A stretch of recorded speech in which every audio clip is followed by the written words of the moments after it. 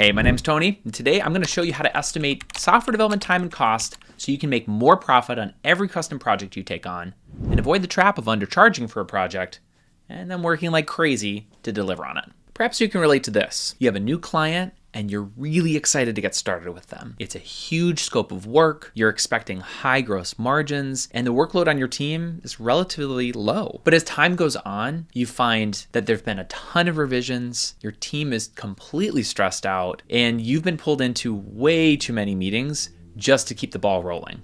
By the end, you're out of time, you're out of money, and worst of all, you don't have any other prospects in your pipeline because you've completely neglected your marketing efforts. How can we avoid that scenario happening in your dev agency? The first place I like to start is look to the past data. Now for my clients, I like to get them set up with a good financial dashboard. If you don't have a good financial dashboard right now, I'll give you some of the key ingredients you need to have in order to be successful with that. There's really three major things you want to keep in your financial dashboard. Number one, you need to have a clear client and project level profitability analysis. Now that might seem like a big thing to deal with, but really it just boils down to what's the revenue for that client and that project? What are the direct costs for that project and client? What are the gross margins on that? And what's your effective hourly rate? If you have those 4 data points, you're in a good spot for the project profitability analysis. Now, for those of you who don't know, gross margins are basically just revenues minus direct costs, and that gets you gross profit. Take your gross profit, divide it by revenues. Gross margin is a really important indicator for the operational performance of your business. Now, the second thing you're wanting to include in this financial dashboard are your overall financial health metrics. So included on that part of your financial dashboard are going to be things like, what are your overall gross margins? Another thing you're going to be including in there is your overall net profit margin, which is basically after you've taken out your direct costs and those additional overhead costs, your selling and marketing, your general administrative and research and development costs. You're going to get to your profit. So all you take is your profit divided by revenue to get you your net profit margin. Another thing you're going to be looking at on there is your DSO, or your days sales outstanding. Very simply put, it's the measure of the number of days it takes on average for your clients to pay you. Typically, that needs to be below 30 days. More than 30 days, it's usually an indication that something isn't going right. Either that your clients might actually not have the money to pay you, or something else is breaking down in your financial processes. And then the last thing would just be your effective hourly rate. Now, this is going to be the effective hourly rate on the whole company, right? So on the client project profitability analysis, you have an effective hourly rate per project. This is going to be your effective hourly rate as a whole company. So that's the second piece, is the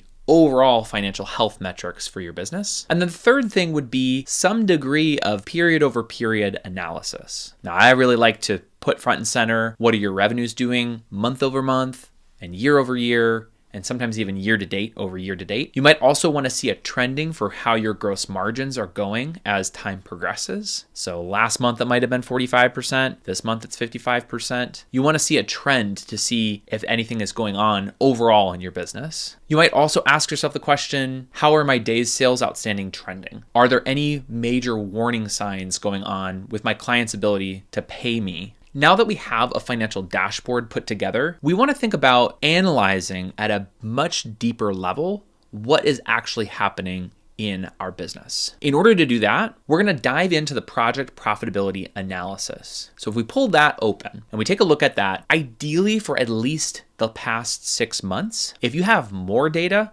that's even better. But to start with, you want to have at least 6 months of data to make some reasonable and meaningful conclusions. But for the last 6 months or more, we want to look at each of the projects and each of the clients. And ideally, we would have a sense for what industries are represented per client, right? So you might have a handful of clients that are nonprofit clients. You might have some that are manufacturing. You may even have some that are med tech or construction. You want to understand what the industries are when we go through to ask some of the next questions we're going to ask. So the first question I like to ask when I'm looking and I'm analyzing the historical data is I like to ask the question, are there any clients in particular that stand out as being really great gross margin clients or really poor gross margin clients, right? I might have that one client that is just a dream to work with, and they also just so happen to have 65% gross margins. And on the flip side, I might have that client that is very meticulous, that has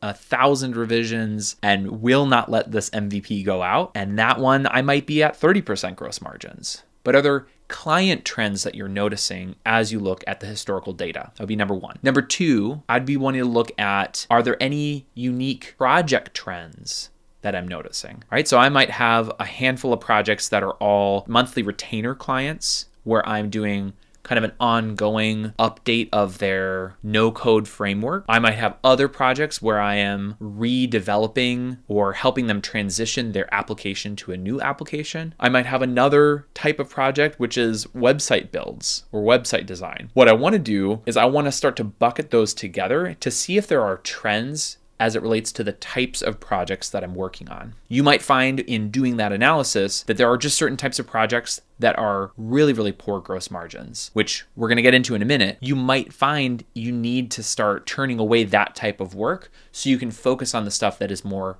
profitable. And finally, we want to ask ourselves, are there any industries that tend to be more profitable or less profitable, right? A nonprofit might not be your cup of tea if they're consistently getting 28, 32% gross margins. Where on the flip side, medical device companies may be your ideal client if you're consistently getting 65, 70% gross margins. Now, we've talked about some instances where low gross margins may be an indication that a particular client, a project type, or an industry needs to be cut. So what are some questions we want to ask and consider when we think it might be time for us to be done with a particular client? A few types of clients you probably should just drop immediately are clients that continuously nickel and dime you no matter what. Another client you probably need to get rid of sooner rather than later are clients that are non-responsive and they never pay on time. Clearly, they don't value you, so why should you continue to value them? Third is if there's nothing you can do in your power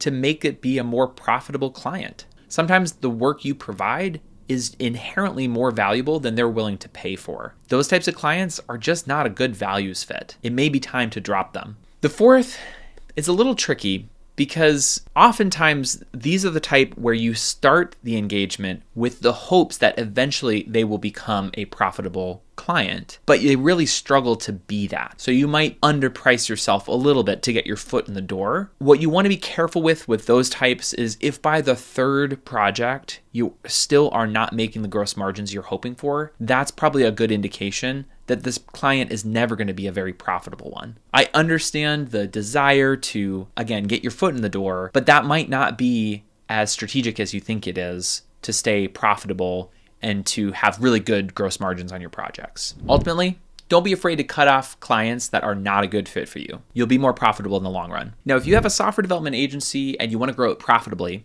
I'm going to be posting a weekly video about how to become more profitable, to scale your business, and to avoid overworking yourself in the meantime. If that's something you'd be interested in, subscribe and watch my next video here.